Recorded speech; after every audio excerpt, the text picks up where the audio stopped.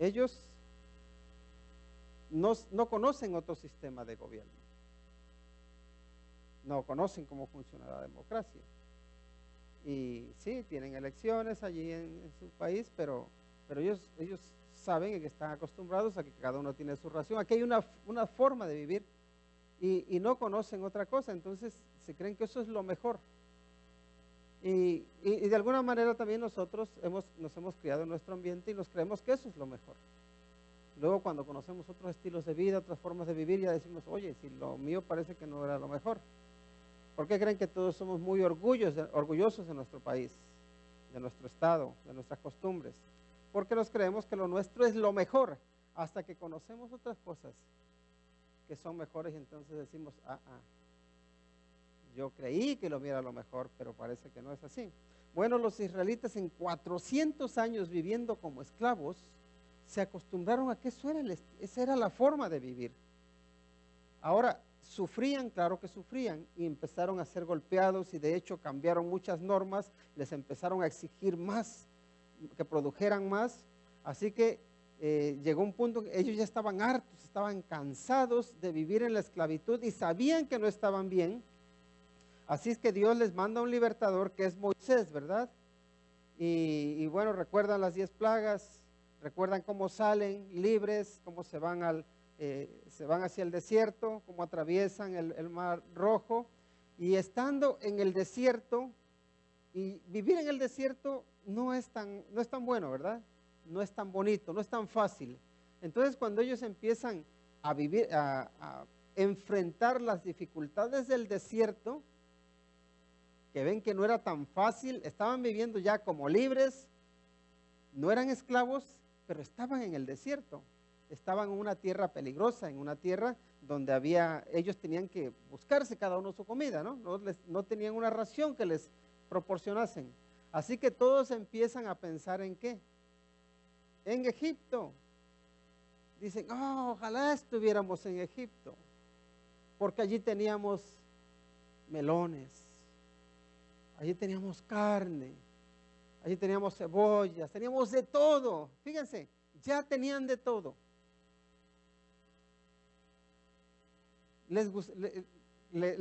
Empezaron a añorar su vida de esclavitud. ¿Por qué?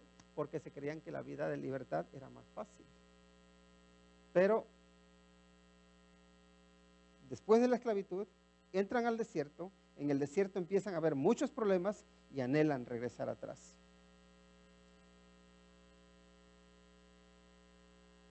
Ellos se ciegan por las dificultades que están enfrentando en el desierto y se les olvida que Dios no les prometió un desierto. Dios les prometió una tierra de abundancia, una tierra donde fluía la leche y la miel, hablando de la abundancia que había en esa tierra, de que era una tierra rica, una tierra donde había muchos frutos, donde había abundancia de alimentos. Y nosotros, como cristianos, podemos decir que antes de ser cristianos, estábamos en Egipto. Éramos esclavos, estábamos esclavizados al pecado, estábamos esclavizados al estilo de vida que este mundo nos impone, que esta sociedad nos impone. No quiero decir que todo lo que se haga en esta sociedad es malo, pero muchas cosas que nosotros teníamos como buenas, como normales, luego cuando llegamos a ser cristianos nos damos cuenta de que no están bien, pero estábamos esclavizados a ellas, ¿no? Luego vienes al Señor Jesucristo, y a veces uno viene, cuando se entrega al Señor Jesucristo, se cree que la vida cristiana es fácil, y resulta que Dios te saca de la esclavitud y te mete al desierto. Y empiezas a tener problemas, empiezas a tener muchas dificultades y ves que es duro. Dices, yo creí que era fácil ser cristiano y ahora veo que no es tan fácil. ¿Y qué pasa? Que uno empieza a pensar otra vez, como los israelitas, en la vida de esclavitud. Empiezas a pensar en las fiestas que tenías con tus amigos, cuando amanecías ahí con los ojos como platos de trasnochado. Y piensa uno normalmente en las fiestas, ¿verdad? en lo bien que te lo pasabas. No te acuerdas de los dolores de cabeza, no te acuerdas de las infidelidades, no te acuerdas de las traiciones, no te acuerdas de que andabas luego sin dinero, de eso no te acuerdas. Se acuerda uno de lo bien que se la pasaba, ¿no? Y quiere uno volver atrás. Después de haber sido libre, ahora quieres volver atrás, porque te acuerdas de lo bueno. Ahora, si en ese momento que estaban los israelitas pensando en volver a Egipto, si Dios los hubiese llevado ahí, y cuando vieran que estaban los egipcios esperándolos con el látigo, ya no les habría estado tan bueno volver a Egipto.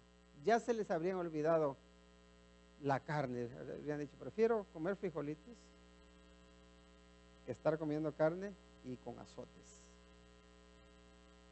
Y a nosotros se nos olvida lo que era la vida sin Cristo. Pero la vida sin Cristo no vale la pena. No vale la pena. Sí, a veces pasa uno por desiertos como cristiano, es verdad. Pero cuidado, que el desierto no te ciegue la mirada y dejes de ver que las promesas de Dios no son un desierto. Las promesas de Dios es un cielo donde mora la justicia. Las promesas de Dios son una eternidad en Él, con Él. Que no, las promesas de Dios no se acaban con esta vida. No se acaban en los sufrimientos que aquí nos embargan. Y eso también debemos tenerlo en cuenta, que los problemas momentáneos no cieguen tu visión del futuro. Debemos tener cuidado de eso. Ahora, hay que tener en cuenta algunas cosas a la hora de vivir como libres. La primera es esta, que el hijo es igual que el esclavo mientras no alcance madurez, aunque sea dueño de todo. Eso es algo que hay que tener en cuenta.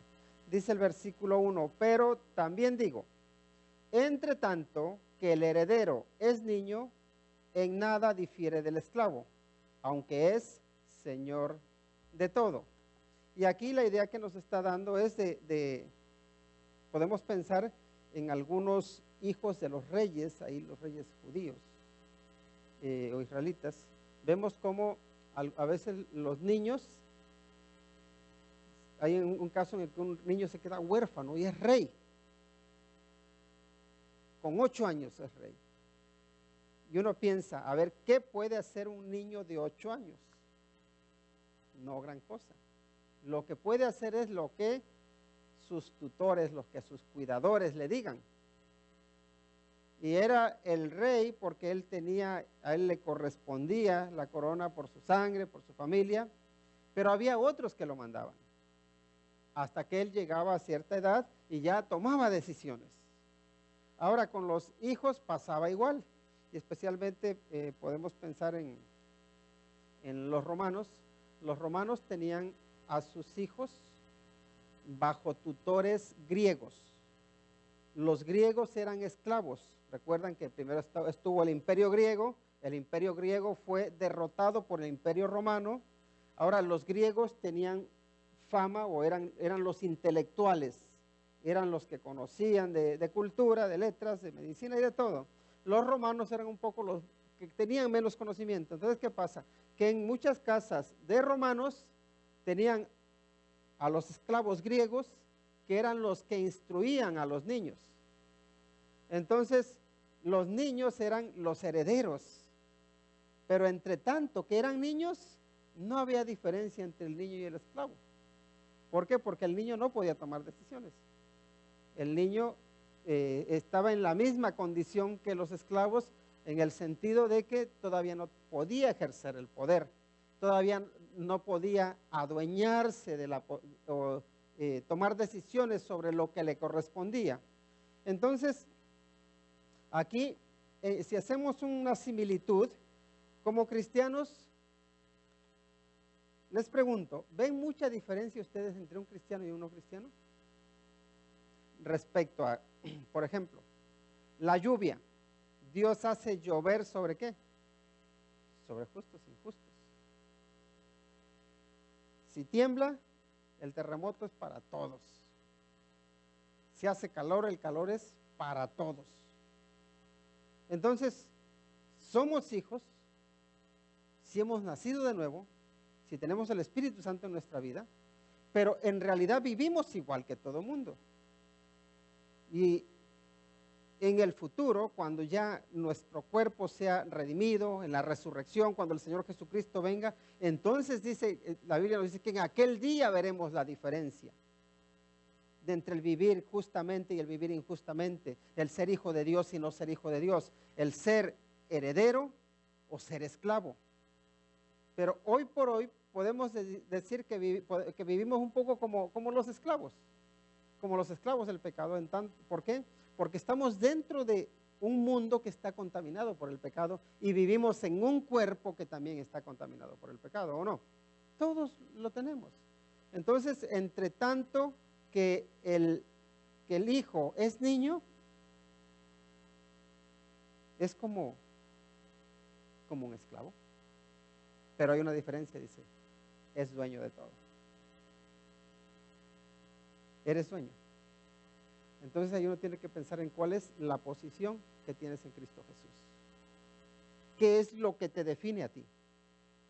Porque a veces, ¿saben qué? Lo que a nosotros nos define es lo bien o lo mal que nos vaya. Y lo que debe definirte a ti es quién eres. ¿Eres hijo de Dios o no eres hijo de Dios? ¿Tienes promesas eternas o no tienes promesas eternas? ¿Has nacido espiritualmente o no has nacido espiritualmente? Porque ¿saben qué? A veces nosotros nos dejamos definir por cómo me va en comparación a cómo le va a los otros. Porque a veces uno mismo dice, pero bueno, si yo soy cristiano y mira cómo vivo, qué mal me va. Y aquel que es ladrón, que es tramposo, que hace de todo, que ni se acuerda de Dios, que dice que Dios no existe, mira, le va re bien. Y entonces uno mide su vida en base a cómo te va en comparación con los demás. Pero no, aquí lo que está diciendo, mira, el hijo es igual que el esclavo mientras no alcance esa madurez o no alcance esas promesas, pero llegará el momento en que sí, habrá una diferencia. Pero recuerda que hay una diferencia y Dios la conoce, y es que tú eres heredero. Eso es importante. Lo otro, el padre determina el tiempo en el que el hijo dispondrá de lo que es suyo. Miren lo que nos dice ahí el versículo 2. Dice, sino que está bajo tutores y curadores hasta el tiempo señalado por el padre. Y ahí dice, ¿hasta cuándo? ¿Hasta cuándo? Hasta que el padre decida. Y normalmente a los hijos se les daban responsabilidades o se les hacía que heredaran, ahora sí, lo que era del padre, cuando ellos ya tenían la edad suficiente para tomar decisiones. Cuando ya demostraban que eran responsables, entonces ya decían, bueno, ahora sí, tú eres mi heredero y ahora tú vas a disponer. No sé si les ha tocado conocer a hijos o hijas de personas que tienen muchas propiedades y que tú hayas trabajado para esa persona que es rica. Y luego, y ves al hijo cómo va creciendo, y luego llega el hijo a tomar las riendas de la posesión. Y a veces uno, pues siempre al hijo lo tratabas como, pues igual que tú. Y luego resulta que es tu jefe, de la noche a la mañana, y ahora es tu jefe. Y uno como que lo ve raro, ¿no? Porque uno se acostumbra a que el jefe es el papá. Este chamaco que no sabe nada, que sabe menos que yo, que lo he tenido que estar enseñando, ahora resulta que me va a mandar a mí. Pero es el heredero. Es el que le corresponde tomar las decisiones. Y dices, bueno, ni más, voy a tener que callarme, necesito el trabajo y si no me voy, ¿no? Pero como que sienta mal, ¿no? ¿Por qué? Especialmente con los hijos que no saben valorar el esfuerzo. Porque muchas veces los papás son los que han creado un patrimonio, que han trabajado, que se han esforzado, que han hecho algo. Y luego al hijo nada más le cayó. No ha hecho nada. Entonces no sabe valorar no sabe valorar el sufrimiento, no sabe valorar el esfuerzo, menosprecia a los trabajadores. Y claro, ya luego el papá tiene que estar ahí pendiente, ¿no? Si quiere que las cosas funcionen, tiene que estar pendiente, porque si no el hijo lo que va a hacer es estropear lo que él, patrimonio que él construyó por muchos años. El hijo en 4 días, a veces por su ambición, a veces por su imprudencia, lo acaba. Y he visto eso a personas que heredan y en 5 años han destruido fortunas. ¿Por qué? Porque ellos no supieron administrar lo que su padre hizo. Y ahí es donde los padres pues también deben tener cuidado, ¿no? ¿Qué tienen que hacer? Instruir bien a sus hijos, mostrarles el valor de las cosas, pero mostrarles sobre todo el valor de las personas. Las personas son más importantes que las cosas. Y ahí es donde el padre tiene que ser sabio y determinar, pues ahora mi hijo ya está preparado para tomar estas responsabilidades, pero no más. Luego, ya que ves que hace eso bien, pues ahora otras más. Y así, eso es lo que uno hace normalmente como padre, ¿no? Tú a los hijos les vas dando su rienda suelta, les vas un poquito. Pero cuando ves que son imprudentes, que no son sabios, que no son prudentes, con la libertad que les has dado, ¿qué tienes que hacer? Recortarles un poquito, ¿no? Cortarles un poco la cuerda, decir, no, estás muy sueltecito, vente más para acá. Y ya cuando ves que se gana la confianza, pues se la sueltas un poco más. Y ya luego llega un punto en que uno espera que sean responsables por sí solos y que puedan hacer lo que ellos quieran. ¿Por qué? Porque ya son prudentes. Y esa es la idea que tenemos aquí, que el padre, cuando ya ve que el hijo es prudente, que es sabio, que puede tomar decisiones sabias, que puede valerse por sí solo, entonces le pone, ahora sí, lo que tiene, dice, esto es tuyo, administralo. Pero ahí está esa responsabilidad de ver que ya sea sabio. ¿Por qué? Porque uno lo que no quiere es que los hijos se destruyan, que estropeen su vida. Ahora, Dios incluso es así. Dios obra en nosotros y nos da, podemos decir, talentos, habilidades, nos pone en lo poco, para que si somos fieles en lo poco, ponernos ¿qué? En lo mucho. Si no somos fieles en lo poco, no nos pone en lo mucho.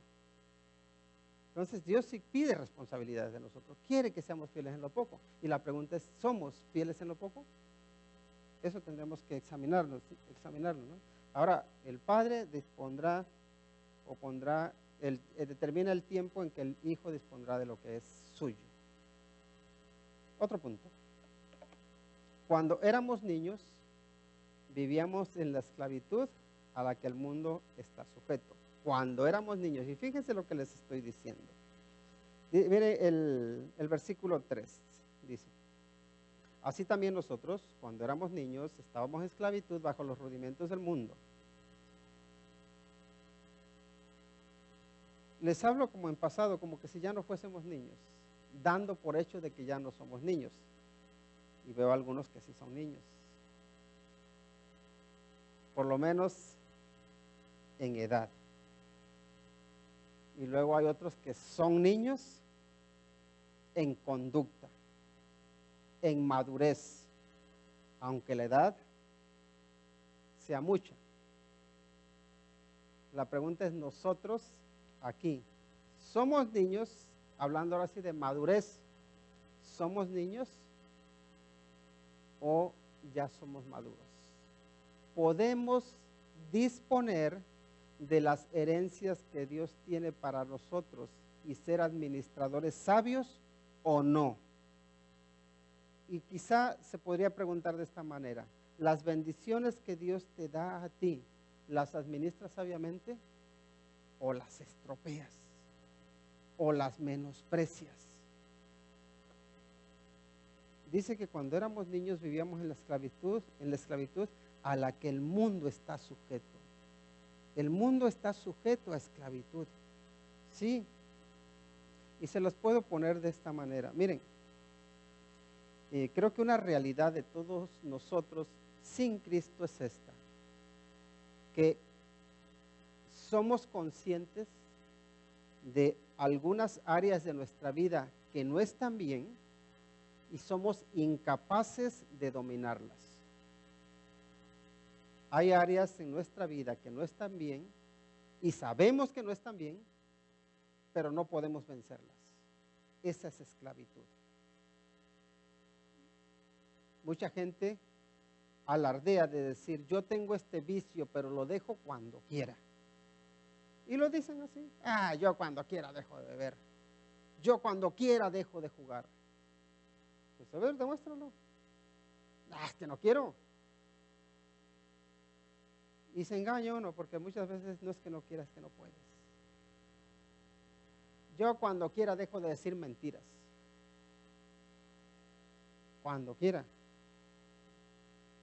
Y te la pasas así, pero resulta que no las dejas de decir. E incluso a veces te das cuenta que las estás diciendo y que estás atrapado por las mentiras y sigues ahí. Entonces dice que nosotros cuando éramos niños vivíamos en esa esclavitud. La pregunta es, ¿estamos libres de esa esclavitud?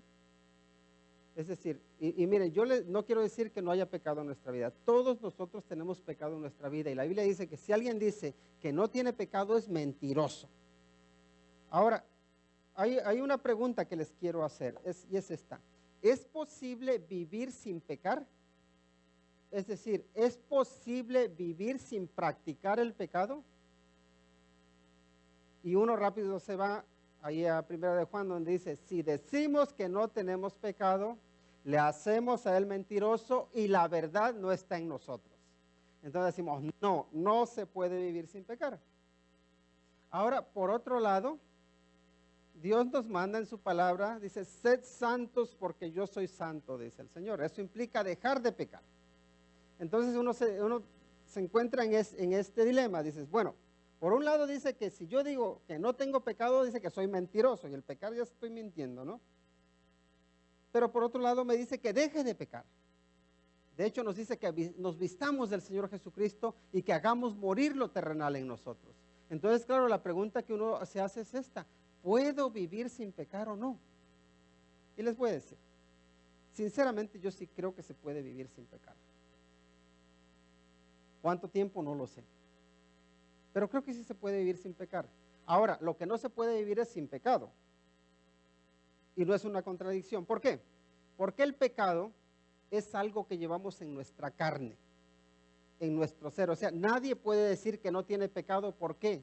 Porque tu cuerpo, mi cuerpo está contaminado por el pecado. Por tanto, nadie puede decir que no tiene pecado. Pero sí puedo abstenerme de practicar el pecado.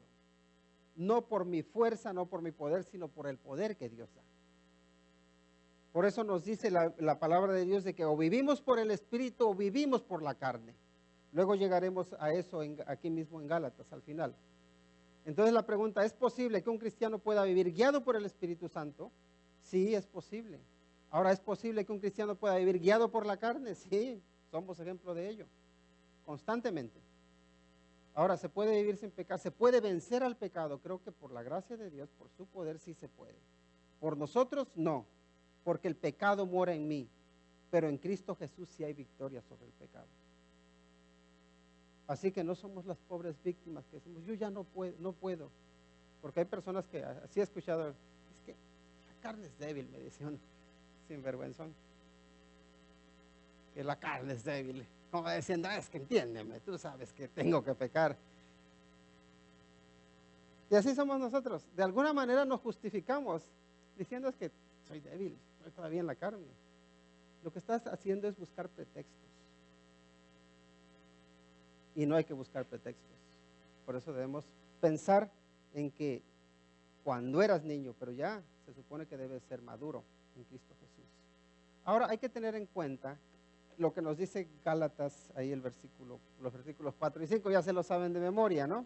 Como dice, pero cuando vino el cumplimiento del tiempo, Dios envió a su Hijo, nacido de mujer y nacido bajo la ley. ¿Con qué objetivo? ¿Qué es lo que quería hacer? Para redimir, dice, a los que estaban bajo la ley, a fin de que recibiésemos la adopción de hijos. Tú eres adoptado como hijo, dice, y eres rescatado de la ley. La ley, ¿qué te dice a ti? La ley lo que nos dice a cada uno de nosotros es esto: eres un pecador y mereces castigo. Eso es lo que nos dice la ley. Pero cuando eres adoptado como hijo, por medio de Cristo Jesús, te rescata de ese castigo de la ley y te lleva a Cristo. Entonces ahora podemos decir que Dios, en lugar de verte como un criminal, te ve como un hijo. Hay diferencia en ver a alguien como un criminal o verlo como un hijo, ¿o no? Normalmente, cuando vemos que alguien hace algún daño, que alguien hace algo malo, y tú dices, sí ha hecho algo malo, es verdad, ha cometido un crimen y bajo la ley podemos decir que es un criminal o una criminal. Y cuando se trata de que es tu hijo o tu hija, ¿cómo lo ves? ¿Quieres condena o quieres perdón? ¿Quieres destrucción o quieres restauración? Cuando Dios te acepta como hijo, te acepta para restaurarte, para perdonarte, para limpiarte. Te rescata de la ley, te redime de la ley. En lugar de verte como un criminal, te ve como un hijo suyo. Ahora, Dios no puede pasar por alto el pecado, y por eso el castigo sobre el que tú merecías sufrir por ese pecado es el castigo que se aplica a Cristo Jesús en la cruz del Calvario. Cristo toma tu lugar, toma nuestro lugar. Por eso cuando vino el cumplimiento del tiempo, Dios, ¿a quién envió? A su Hijo, que es nacido bajo la ley, bajo las consecuencias de la ley, para morir por cada uno de nosotros, para redimirnos, para rescatarnos es la palabra, y para adoptarnos, para decir, tú que estabas lejos y perdido, ven aquí a ser parte de mi familia. Dios te hace parte de su familia. Por supuesto que Él quiere tu perdón, quiere tu arrepentimiento. Otra cosita ya para avanzar más, es que por nuestra posición de hijos, Dios envía el Espíritu a nuestro corazón para que clame, Abba, Padre. Cuando Él nos adopta como hijos, ¿qué es lo que hace con nosotros? Envía su Espíritu Santo para que su Espíritu Santo nos guíe, para que su Espíritu Santo nos lleve a vivir en la victoria que Él consiguió en la cruz del Calvario, derrotando a la muerte, derrotando al diablo, derrotando al pecado. ¿Por qué? Porque quiere que tú y que yo vivamos en comunión con el Padre, para que el Espíritu Santo clame en nosotros, Abba, Padre, para que por medio del Espíritu Santo nosotros podamos decirle a Dios, tú eres mi Padre. ¿Por qué? Porque nacemos espiritualmente. Y creo que el Señor Jesucristo nos aclara eso ahí cuando habla con Nicodemo. Lo que es nacido de la carne, carne es, pero lo que es nacido del Espíritu, Espíritu es. Ahora, por el Espíritu Santo, si está en nosotros, puede decir a Dios Padre. Y el Señor Jesucristo también nos dijo que nadie puede llamar a Dios Padre sino por el Espíritu de Dios. Tú y yo no podemos llamar a Dios Padre si el Espíritu Santo no nos ha hecho nacer de nuevo, si no está en nosotros el Espíritu Santo. Porque Él es el que clama, Abba, Padre. Ahora, ¿cómo podemos llamarle Padre genuinamente? Cuando nacemos espiritualmente. Si no nacemos espiritualmente, entonces tristemente estamos bajo la ley y estamos bajo condenación. Pero si nacemos espiritualmente, somos hijos. Y podemos decir, Padre, tú eres mi Padre, soy tu hijo. Me ves con misericordia, me ves con perdón, me ves como alguien a quien estás restaurando, no como alguien que se merece la destrucción y la perdición. ¿Cómo te verá a ti Dios? ¿Cómo nos ve? Lo siguiente, y es que es una pregunta. ¿Tú sigues siendo esclavo o has sido adoptado como hijo? Esa es la pregunta sencilla. Cada uno sabe lo que hay en su interior. Y yo te pregunto a ti, ¿eres esclavo o eres hijo? ¿Has nacido de nuevo? puedes clamar, Abba, Padre, porque el Espíritu Santo da testimonio a tu espíritu de que eres hijo de Dios o de que eres hija de Dios. Si has nacido de nuevo, puedes vivir como libre, porque Cristo te hace libre, porque las cadenas las rompe. Y hay muchas cadenas que este mundo, el diablo, pone sobre nuestra vida, pero ninguna es lo suficientemente fuerte como para que no pueda ser rota por Cristo Jesús. Y yo no sé cuáles son las cadenas que arrastras, porque a veces uno arrastra amargura, arrastra odio, rencor, a veces incluso promesas que ha hecho uno hasta con el mismo diablo, con los demonios. Hay personas que han salido de la brujería, de la hechicería, del ocultismo, de relaciones tóxicas. Yo no sé qué nos puede tener atado, pero en Cristo puedes ser libre, puedes vivir libre, podemos experimentar la libertad que Cristo da. ¿Por qué? Porque en Cristo las cadenas son quebrantadas. Porque en Cristo eres heredero. Porque en Cristo eres hijo o eres hija. Porque en Cristo eres una nueva criatura. De modo que si alguno está en Cristo, nueva criatura es. Las cosas viejas pasaron y aquí todas son hechas nuevas. ¿Cuándo puedes vivir como libre? Hoy. Y es tiempo de que tú hoy vivas como libre. Que dejes atrás el desierto, que dejes atrás Egipto. No tienen nada prometedor. Mira adelante a las promesas que Dios te hace. Vamos a orar. Te agradecemos, nuestro buen Dios, por el amor que nos tienes, por la paciencia que nos tienes. Y Señor, te agradecemos por la posición que tenemos en ti. Sabemos que en ti somos amados,